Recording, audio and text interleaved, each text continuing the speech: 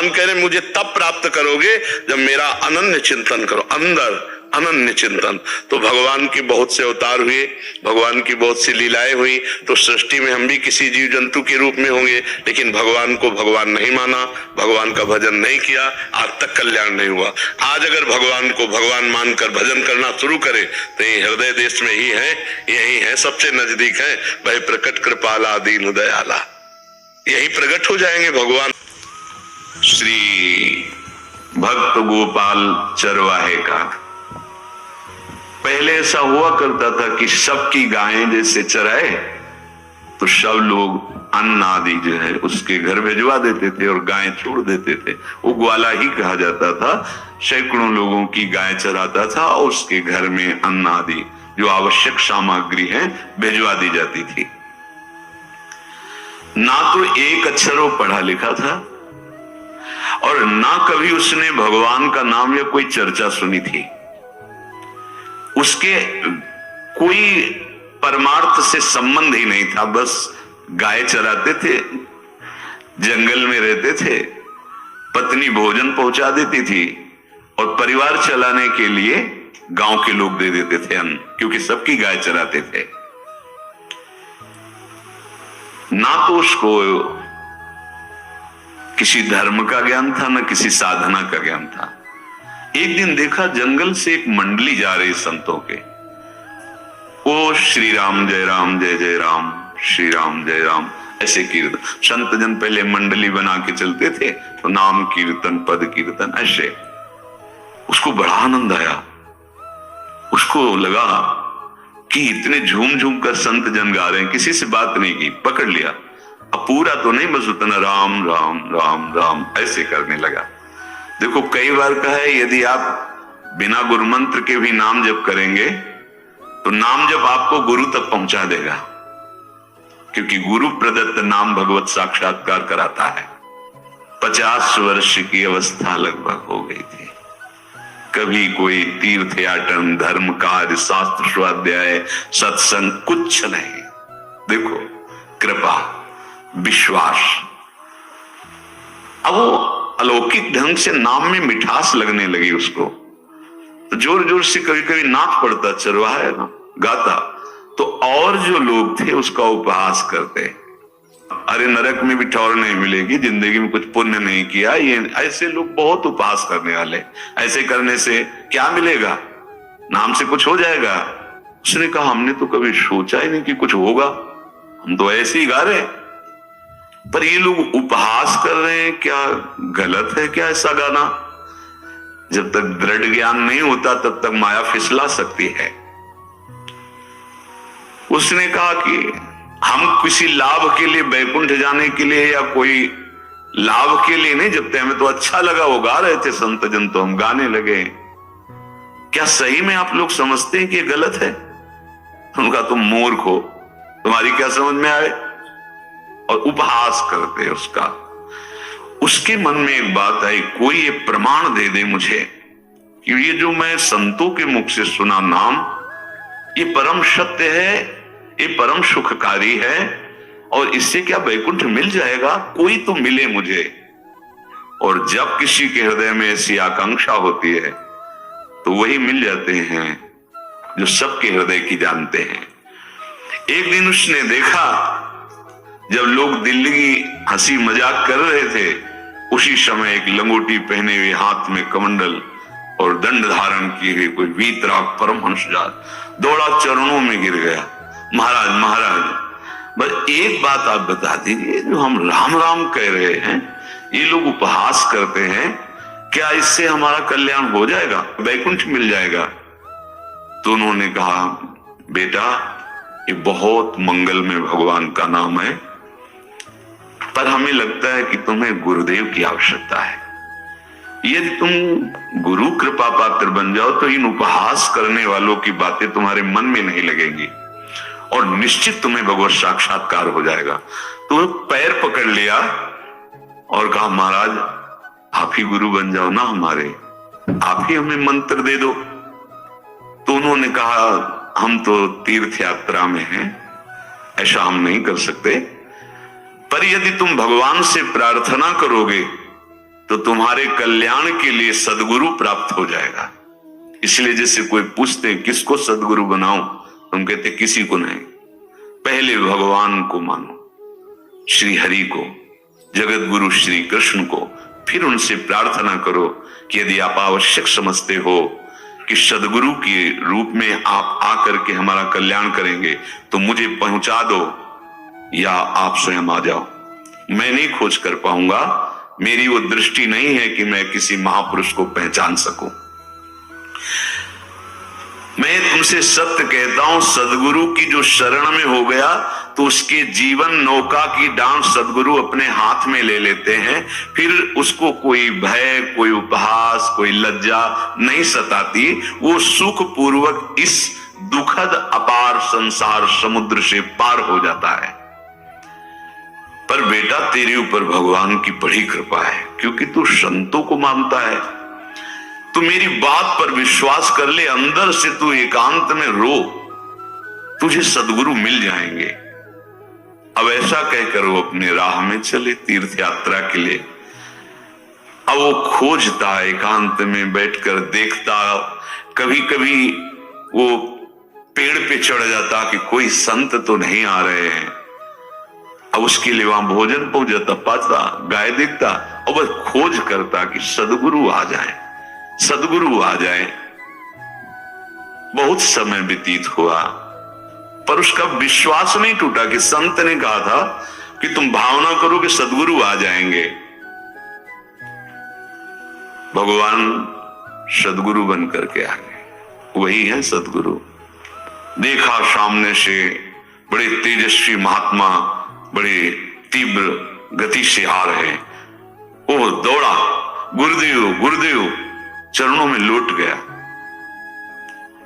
चरणों में जेवी गिरा तो एक बिजली सी दौड़ी उसके हृदय में। अब बात बन गई, गुरु मिल गए।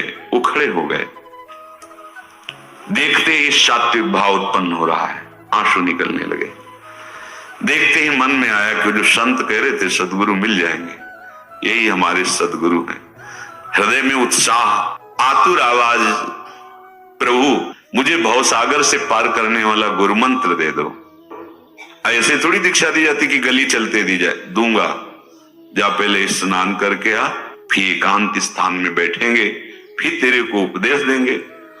बोला महाराज मैं जंगली आदमी हूं, गाय चराता हूं, हमारा घर बार से कोई आना जाना नहीं है, भोजन आ जाता है। संत ने कहा अच्छा स्नान करे। स्नान करके एक पेड़ के नीचे, भाई मैं तुझे कुछ नियम दूंगा, कुछ शर्त। तो अब महाराज गंवार आदमी, ना हम आपका कोई नियम पालन कर पाएंगे, ना कोई व्रत पालन कर पाएंगे, ना कोई साधना कर पाएंगे। आप देख लो हमारी हालत, 50 साल का हूं, पढ़ा लिखा बिल्कुल नहीं, कोई धर्म कर्म नहीं जानता, गाय चराता हूं। मुझसे बहुत बातें नहीं सदेंगी, अगर एक कोई बात बता दो तो प्रण करता हूं जिंदगी में प्राण त्याग सकता हूं, पर एक बात कोई, एक नियम कोई दे दो। हमें बहुत नियम तो नहीं समझ में आएंगे, एक कोई बात बता दो कि ऐसा कर लेना और मंत्र जपना, तो हम प्राण त्याग सकते, पर आपकी आज्ञा उल्लंघन पर बहुत हम बातें नहीं मान पाएंगे, क्योंकि हमारे इतना ज्ञान नहीं है। गोपाल के वचन सुन करके बहुत प्रसन्न हुए संत भगवान। एक नियम तुझे देता हूं, हमारे आराध्य देव श्री कृष्ण हैं, गोविंद हैं। आज से तुम्हारे आराध्य देव गोविंद है, हाँ श्री कृष्ण है। बिना उनको पवाए तुम्हें पाना नहीं है, बस यही तुम्हारे लिए नियम है। तुम्हारे पास जो आवे, सूखी रोटी, दूध, छाछ, जो भी, बिना उनको पवाए पाना नहीं है। सीधा सरल आदमी। गुरुदेव प्राण चाहे चले जाएं, बिना उनको पवाए आज के बाद कभी जिभ्या पे कुछ नहीं जाएगा, ऐसा गुरुजन आदेश करते हैं वैष्णव मार्ग के पथिकों को कि जल भी बिना अर्पित किए मत पियो। अगर आप बिना अर्पित किए पीते हैं तो आपकी बुद्धि में इष्ट देव के प्रति ममत्व तो नहीं आ पाएगा, नहीं आ पाएगा। अब तो गोपाल नाच पड़ा कि गुरु मिल गए, गुरु मंत्र मिल गए और इष्ट का पहचान मिल गई। उसी समय घर से भोजन आया, वही कभी चटनी रोटी, ऐसे ही बैठा एकांत वृक्ष के नीचे। आओ गोविंद भोग पाओ। अब गोपाल विचार में लगा कि आ तो रहे हैं ही नहीं, और गुरुजी ने कहा बिना पवाए पाना नहीं। पूरा दिन व्यतीत हो गया। गुरुजी कह रहे थे घट घट में विराजमान भगवान है तो कहीं से भी प्रकट हो सकते हैं। तो अंदर मंत्र जपता हो, कहता आओ भगवान पाओ आके, नहीं आए। महाराज हमारे गुरुदेव ने आपका ध्यान जो बताया था वैसे ही आओ, आप पाओ आकर के। रात्रि हो गई, देखा पर वो नहीं आए तो भोजन उठाया, गाय को पवा दिया। तो बहुत सी गायें थी, भूखा रह गए। दूसरे दिन फिर भोजन आया, एक पत्ता टोरा, जल से छिड़का पत्ते को और भोजन रखा। भगवान को फिर पुकारा, आओ प्रभु। गुरुदेव ने आज्ञा की बिना आपको पवाए हम अपनी जबान में नहीं रख सकते। शाम हो गई, रात्रि हो गई, फिर गौ को दे दिया, नहीं पाया। अब एक तो 50 वर्ष की अवस्था और गौओं के पीछे दौड़ना और भोजन पाना नहीं, शरीर में सामर्थ्य धीरे धीरे कम होने लगी। तीसरा दिन, चौथा दिन, पांचवा दिन, छठा दिन, सातवां दिन, दीनानाथ प्राण चाहे निकल जाए हम गुरु की आज्ञा नहीं तोड़ सकते। अगर आप नहीं आएंगे तो भूखों मर जाऊंगा। पर हम ये बात देखो, ये बात चरवाहा है, कोई साधना पूर्व की नहीं। गौ सेवा के प्रताप से उससे संतों में प्रीति हो गई। नाम की कृपा से गुरु, गुरु की कृपा से नामी की प्राप्ति की चाह। ऐसे कई दिन व्यतीत होते गए। अस्थि मात्र हो रहे शरीरा। पूछते कि क्या बात है, भोजन तो हम रोज लाते हैं, आप रोज लेते हैं, क्या पाते नहीं? आपका विषय नहीं। शिक्षा मिलती है अपने गुरु उपदिष्ट साधन को किसी से बताना नहीं चाहिए। गुरु उपदिष्ट साधन जब तक सिद्धावस्था ना पहुंच जाए तब तक गुप्त रखा जाता है। जो जैसे आप सत्संग सुन रहे हो, इसमें कोई वचन आपको लगा, पकड़ लिया, अब वो जीवन में तभी बोलना जब उसका प्रभाव हमारे जीवन में आ जाए। नहीं ऐसे नहीं बोलना, नहीं तो निकल जाएगा। और अगर रोक लिया तो मंथन करेगा अंदर और आपको उसमें स्थित कर देगा। एक भी शब्द नहीं बताया कि हमारी गुरु दीक्षा हो गई, गुरुजी ने कहा था पवा के पाना, और इतने दिन हो गए भगवान तो आ नहीं रहे, इसीलिए हम पा नहीं रहे, तो हमारी ये दशा है। देखो आज का समय ऐसा है कि प्रगट में सब इंद्रियों के पोषण की व्यवस्थाएं भगवान दी, चाहे गृहस्थ हो चाहे विरक्त हो, लेकिन क्या हमारे अंदर निष्ठा है ऐसी? सबरी जी जब उनके गुरुदेव पधारने लगे तो चरणों में रो के गिरे कि प्रभु इस पूरे विश्व में मुझ अधम को सिर्फ आप ही प्यार करने वाले, आप ही ने दुलार करके मुझे रखा, नहीं सब जगह ठोकर मिलते, कोई भी संत महात्मा हमारी तरफ देखना नहीं चाहते, और प्रभु आप जा रहे हो, आप कैसे जीवन जानते हो क्या कहा? हम तो भजन के प्रभाव से भगवान के धाम जा रहे हैं। बेटा भगवान स्वयं चलकर तुम्हारे पास आएंगे। सबरी जी बहुत वर्षों तक कभी गुरु के वचनों पर अविश्वास नहीं हुआ, क्यों कहते थे भगवान आएंगे, रोज पावड़े डालती हूँ, सोहनी लगा के दिल छिड़कती हूँ, रोज पे लगता है फुसला तो नहीं दिया गुरु जी ने? नहीं, गुरु के वचन भगवान आएंगे। शायद ऐसा वर्णन की शास्त्र हजार वर्ष सोचो जरा, और भगवान आए और सबरी को निहाल किया। ऐसे हो गुरुदेव ने कहा है भगवान आएंगे, जब तक वो ना पाएंगे तब तक हमने कहा है कि और उनका उद्देश्य अलग था कहने का कि आप भगवान को भोग लगा के पाइएगा और भजन कीजिएगा तो मंत्र के प्रभाव से तुम्हारे मानस पटल पर भगवान दिखने लगेंगे। ऐसा होता है, पर वो सीधा आदमी सीधा समझा जब तक भगवान नहीं पाएंगे तब तक हमें नहीं पाना। 18 दिन बीत गए। 19वें दिन जब भोजन आया, पेट के आते सब सिकुड़ गई थी। वैसे ही 50 वर्ष के थे, आंखें धस गई थी, उठने की ताकत नहीं। पत्नी ने फिर कहा कि आप कुछ तो बताइए कि क्या आपको कोई रोग हो रहा है, आप भोजन नहीं पा रहे? मैं रुक जाऊं यही आपकी सेवा के लिए या आप घर चलिए? कोई उत्तर नहीं, आप जाइए, हम ठीक हैं। ऐसा फिर धीरे से पत्ता लाए, छिड़का, भगवान आओ पाओ आकर के। शाम हो गई, फिर गाय को दे दिया। विचार कर लिया कि अब मरना ही है, मुझ जैसे अधम के पास भगवान तो आएंगे नहीं, वो तो भगवान है, पर मैं अपने गुरु के वचन नहीं तोड़ सकता, मर चाहे जाऊं। 27 दिन व्यतीत हो गए, एक कवल भी अन्न नहीं पाया।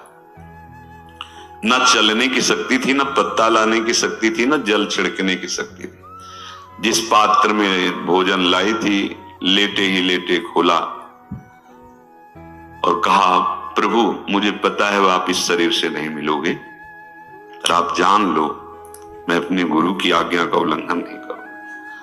ये मतलब जितने महान हुए हैं सब निष्ठाओं में निष्ठावान हुए हैं, अपने लोग फिसड्डी हैं। जरा सा कोई दुख, जरा सा कोई सुख, फिसल जाते हैं। प्राण अनंत जन्मों की बिगड़ी 27 दिन क्या होते हैं? क्या होते 27 दिन? अनंत जन्मों का जमा कूड़ा करकट भगवान साफ कर रहे हैं। यस, जो तन्मयता, गुरु निष्ठा, जो प्राण भूख से व्याकुल, सब भस्म हो रहे हैं पाप अनंत जन्मों के। अनंत जन्मों, जैसे हम सोचे कि भगवान इतने निर्दयी कैसे हैं? नहीं निर्दयी, आत्मा को कुछ फर्क नहीं पड़ता, और शरीर ने जो किए हैं जन्म जन्मांतरों के, वो निष्ठा के कारण दुख नहीं पहुंचेगा। निष्ठावान को दुख नहीं पहुंचता, वो आपको दिखाई देगा दूर से, उसको दुख नहीं पहुंचता, क्योंकि निष्ठा का कवच है, वो कभी कोई भेद नहीं सकता। किसी भी माया के यंत्र में ताकत नहीं कि निष्ठा को भेद सके, उसी को निष्ठा कहते हैं, नहीं भेद पाए। 27वां दिन है, पति की दशा देख करके कहा, स्वामी अब तो आप कहोगे भी तो मैं नहीं जाऊंगी, अब आपकी दशा, इशारे से कहा आज भर चली जा, क्योंकि उसको लग रहा था आज प्राण निकल जाएंगे, आज भर चली जा, फिर कल से जैसी तेरी आज चली जा। इशारे से, बोलने की भी सामर्थ्य नहीं थी। गोपाल के आंसुओं की धारा चल रही, पड़े पड़े धीरे से खोला जो भोग है, और अंतस्थल, आज बोल भी नहीं पा रहे, अंतस्थल से कह रहे, प्रभु अब चाहे आके पालो या लिवा जाके पवा देना, देख लो आप, आखिरी है, आके पालो या लिवा जाना, अपने यहां पवाना, क्योंकि हमारे यहां तो पाए नहीं आप। बड़े प्रेम से अंदर से आवाज आई, गोपाल। आंख खुली, क्योंकि बोलने की हिम्मत ने, ये अंदर से प्रार्थना की थी, गोपाल वो अमृतमय। गुरुदेव ने कहा था कि उनकी वाणी से अमृत बरसता है। एकदम आंख खुला, देखा वही पीतांबर, वैसे ही मोर मुकुट, वही मुरली, वही करधनी, वैसे नूपुर, वैसे ललित त्रिभंगी। गुरुदेव ने जैसा वर्णन किया था वैसा ही सुंदर रूप गोपाल के सामने। प्रभु मुखमंडल की मनोहरता देखकर निहाल हो गए, ये निहाल कर देंगे। थोड़ी पीड़ा सहना सीखो, क्योंकि प्राकृतिक इंद्रियां, प्राकृतिक शरीर, और वो चिदानंद में, वो तो जिसको दर्शन देंगे तो पहले दृष्टि प्रदान करते हैं। भगवान जिससे मिलते हैं पहले दृष्टि प्रदान करते हैं, तो गुरु रूप से दृष्टि प्रदान। ये जो अंतर में पुकारा ना, वो अंतर दृष्टि खुल गई, सामने देखा। इतना सुंदर विश्व मोहिनी भगवान श्री हरि का ललित त्रिभंगी रूप कि गोपाल की आंखें नहीं टिकी। इतना सुंदर रूप, आंखें भगवान के तेज के आगे बंद हो गई। जब भी बंद हुई तो देखा मानस पटल पर वैसे ही ललित त्रिभंगी। फिर खोला, देखा सामने भगवान मुस्कुराए, सामर्थ्य प्रदान की। देखो अर्जुन के साथ ही तो खेलते हैं भगवान सखा भाव से, रथाक रहे हैं, लेकिन भगवान का विराट स्वरूप देखने की सामर्थ्य अर्जुन में थी क्या? दिव्य दृष्टि प्रदान की। फिर भी कांप रहे थे अर्जुन जी भगवान की दिव्य दृष्टि संपन्न नेत्रों से उस विराट महिमा को देखकर, कांप रहे थे अर्जुन। ये तो माधुर्य रूप प्रभु का है। उसने मानो इशारा किया प्रभु को कि हमारी सामर्थ्य में मैं शकील कर आ जाऊं, नजदीक आप आ जाओ। आ गए, अपना माथा प्रभु के चरणों में रखा, आंसुओं से भगवान के चरणों का प्रक्षालन कर रहा है। देखो, गांव का गाय चराने वाला ग्वारा, जिसको कोई धर्म कर्म का ज्ञान नहीं, कोई भक्ति का ज्ञान नहीं, कोई शास्त्र का ज्ञान नहीं, भगवान ने फिर उसको उठाया और अपने हृदय ज्यों हृदय से लगाया, अष्ट पुष्ट स्वस्थ सब, अंतर बाहर पूर्ण, कोई पीड़ा नहीं, कोई दुख नहीं, बिल्कुल तेजस्वी स्वरूप। भगवान की स्पर्श की महान सामर्थ्य है। बाली ने बहुत मारा ना सुग्रीव को, तो कर परशा सुग्रीव शरीरा, जे इस पर सारी पीड़ा गई। भगवान अमृत सावी है, भगवान दिव्य चिदानंद भाव देने वाले हैं। अब तो सुरमुनि वांछित प्रभु की छाती से लपटा हुआ है। ये ऐसा ना सोचो कि कहानियां हैं, ऐसा नहीं। ये सत्य विषय आप भी प्राप्त कर सकते हैं। इसी के लिए रोज सत्संग होता है। जब वो भगवान से लिपट कर छाती में अश्रु की बूंदे, तो भगवान ये था माम प्रपद्यन्ते, भगवान की अश्रु बूंदों से गोपाल का अभिषेक हो रहा है। मानो सुदामा मिलन हो रहा है जैसे। प्यारे गोपाल, अब तो रो मत, देख मैं तेरे प्रेम में पगी हुई है जो सूखी रोटियां हैं अभी पाता हूं। और भगवान बैठ गए और उसके घर की जो रोटी थी उसे, देखो मुझे त्रिभुवन का कोई भी भोग प्रसन्न नहीं कर सकता गोपाल, मुझे त्रिभुवन का कोई भोग प्रसन्न नहीं कर सकता। इस बात को समझो, जिनको ये भ्रम हो कि हम अधर्म से कमा के 56 भोग लगा के प्रभु को प्रसन्न कर लेंगे, तो ये बात सुनो।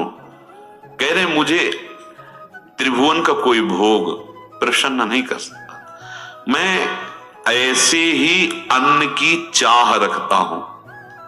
भगवान के वचन, जैसे दुर्योधन का महल का सब वैभव त्याग के, स्वागत ठुकरा के और विदुरानी जी के हाथ का छिलका पाया, मैं ऐसे ही अन्न की चाह रखता हूं। भगवान कहते हैं बलिहारी है। कभी प्यार से एकांत में रो के इनको पवाना सीखो। भले आप इतनी कटोरी में सब्जी, 2 रोटी, और अगर दैन्य भाव से कि नाथ कहां आप और कहां, कैसे आपको पवाएगा। जो छवि है ना, पंखा करते जाओ ऐसे, बीच बीच में जल पिला, देखो ना। ये था माम प्रपद्यन्ते तास्तते भजम। आप जैसा मानोगे वैसा ही वो व्यवहार करेंगे, पक्का समझ लो। गोपाल जो सच्चे हृदय से मुझे पुकारता है, मैं अवश्य उसको मिलता हूं। जो प्रेम पूर्वक मुझे पवाता है, मैं अवश्य उसका पाता हूं।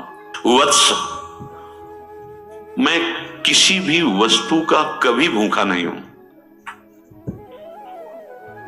मानो गोपाल के बहाने से हमको समझा रहे हैं क्या चाहिए भगवान को, क्या चाहिए। कुछ भी कर लो, माना कि तुम तात्कालिक वर्तमान दुख को मिटा सकते हो, तात्कालिक, लेकिन संपूर्ण दुखों को मिटाने के लिए हरिनाम गरज रहा है, राधा नाम गरज रहा है।